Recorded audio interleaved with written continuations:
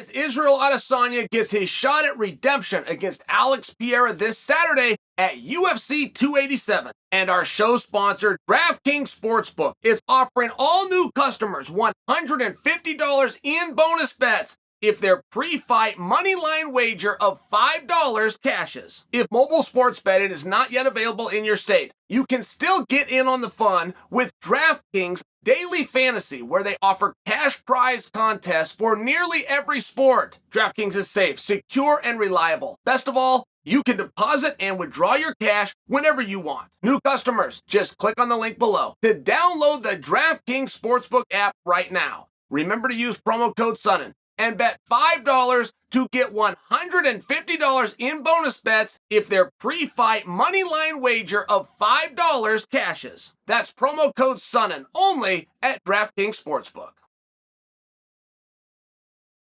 I made some headlines, guys. I was out at Bare Knuckle. I was doing their press conference yesterday in Las Vegas. Gorgeous George, he comes in the back. He's got a camera, does an interview with me, and Francis's name came up. What I had to say about Francis made it over to a headline at bjpin.com.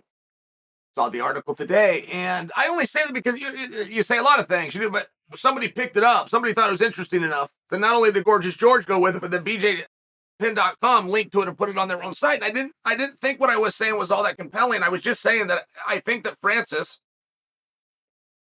through the learning lesson, right? I mean, some things in life you try to guess, they're experiments.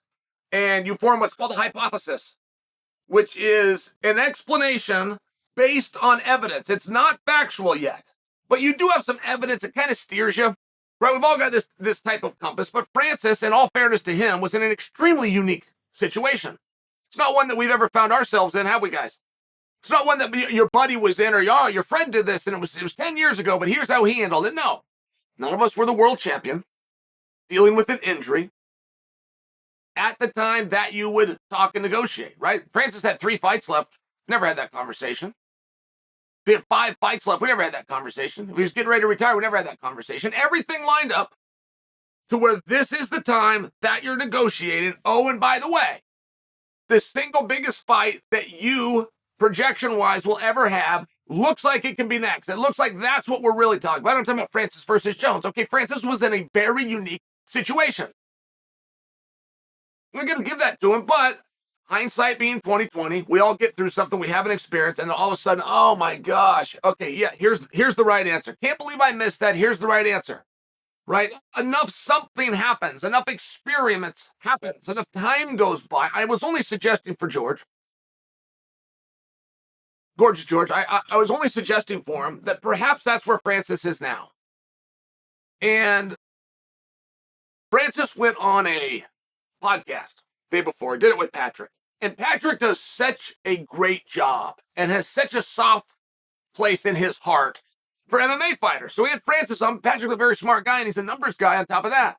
And he's never playing checkers. He's always playing chess. He's 2 and 3 moves ahead. So when he starts talking with Francis, he has to realize while they're live, wait, he and I aren't speaking the same language. Francis is locked in on one thing. And it was just an idea. And I love to give you guys the example of when the fighter tells you what he's worth, handing him the marker, having him go up in front of the whole classroom, right on the dry erase board, and write out where he's getting that. It's a very good question anytime you're doing business when somebody tells you price. It's a very good question to simply say, how did you come to that price? Nothing will move a car deal or a real estate buy quite like that. They'll tell you the number, and you say, how did you come to that number? People would get sued all the time civilly for not coming through on their end of the bargain. But when they get to court, they'll say, how did you come up with that number? Whether it's agreed upon or not, it's a very interesting thing. Well, I valued my time this, and here's what the supplies cost, and this ended up. And then you can show the world right in front of them, you're trying to make an irrational and unreasonable profit. It's a very effective thing to do. But I do like the idea of Francis and just showing us. Here's what I do in pay-per-view. Here's how I move the gate. Here's what my last 3 gates are. Here's what I project. Here's what my opponent's gates are. And we're going to come together. And it'd be one of these interesting things. What you're going to do with merchandising, what you're going to do different, how you plan to market it, how you plan to build this. And I'm the dryer engine, but go show me. And so when Patrick was interviewing, it became rather clear we weren't at that step. We weren't at that step. We were just throwing numbers out. So I'm only suggesting for you that when you get to that situation, I think that Francis can still, once he has the evidence he needs, go back to the UFC. That's what I think. Don't think you have to correct me and tell me that Dana said, no, never, they'll never talk to him. Like, it's all a negotiation. Every time one guy's talking about it, that's all in a negotiation. So if Dana's still there telling you, no, we're not interested, we won't work with him, he's still negotiating, just so you understand. So we're at the press conference, and Dave Feldman, who is very well known in our industry for spreading the butter around. Dave does not have time and does not want to be on the phone with you going back and forth, hearing all these deals. He will come at you big and strong right up front in the spirit of saving time. So when you have a generous guy like this, Dave Feldman said he was asked by Schmo about Francis as a potential replacement opponent for Ben Rothwell. And Dave didn't take the bait. Any other promoter would have. They would have taken it. They would have wanted the name. They want to act as though, yeah, we're in a talk and negotiation. Dave said, man, we've talked to him, and the amount of money he's asking for is unrealistic. The most generous guy in this space, known for his generosity, simply said that number was too high. And you got to start at these places, right? I mean, 2 minutes ago, I was giving you guys an explanation for how you can come up with the wrong answer, but then still correct yourself. You have to start somewhere. Francis didn't do anything wrong. Just a matter of once enough time goes by and you look back. Ray Sefo came out. He was talking about Francis, said we'd love to get him into the tournament. Talking about PFL. So we'd love to get him into the tournament. $1 million prize, incentivize him right up front. Make it feature match. Build him, but also build opponents to see who's going in next. Like, I understood everything Ray was saying. Thought it made perfect sense. But that's $1 million prize to the tournament. You've got to win multiple fights.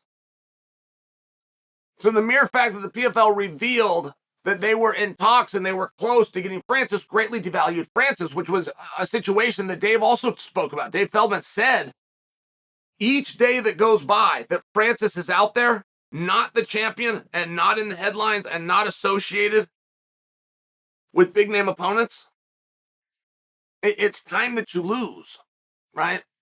I mean, one of the most red hot Francis could be is when Jon Jones was available. Just dangling the idea that he could get with Jones, or he's going to steal Jones away and they're going to go box and they're going to box each other. And there were so many different things that you could do, but as soon as Jon Jones gets associated with Stipe, it ends that talk. And I think that that's largely what Feldman is talking about. Each day that goes by, something happens and it doesn't add a value to Francis. It doesn't make you more curious. It devalues Francis. It makes you less interested and curious. To tie Francis in, I'll just use the comparison of Nate Diaz.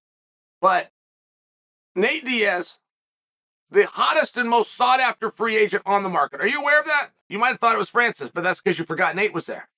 The hottest commodity on the open market is Nate Diaz. And if I was to give you a projection of where will we see Nate next, the guess I would put out for you guys is in the octagon. That's where I think you will see him next. He's training his guys. He's having fun. He's bringing up a crew, but he's still going to the events. He's still talking about the events. He's still supported by, right? Remember, him and Nick went. Dana Broussard chose to put them on camera. Those are very sought-after positions, truly. They did that with two guys who might be going to build their brand with somebody else. I don't think so. And I only bring Nate into this just to prove the point that, yes, Francis can still go back. Yes, he can. Sometimes you hear he's a free agent because he got out of his contract with the UFC, and you think everything's an option but the UFC. And I'm just reminding you, no, everything's an option, including the UFC. And as Francis starts to break some of these numbers down, look, I think those boxing guys used him. I don't think they did anything wrong. I think it was very obvious and transparent that they were using him. I came out and I told you guys, I begged Francis through this channel to not fall out of grace with one, thinking he's going to fall into bed with the other when it's those boxing guys. They don't mean it. They don't have any pull. They don't have any creativity. You'll hear Tyson Fury and you'll say, man, that guy's got it figured out. That's the biggest boxing name there is. It's the greatest boxing talent there's ever been, and he's active. And he said, but Tyson can't take the next step of going to a promoter, finding the money, and coming back to you. Tyson gets told what to, here's who you're fighting, here's when you're fighting them, here's the corner that you in, here's the robe you're going to wear.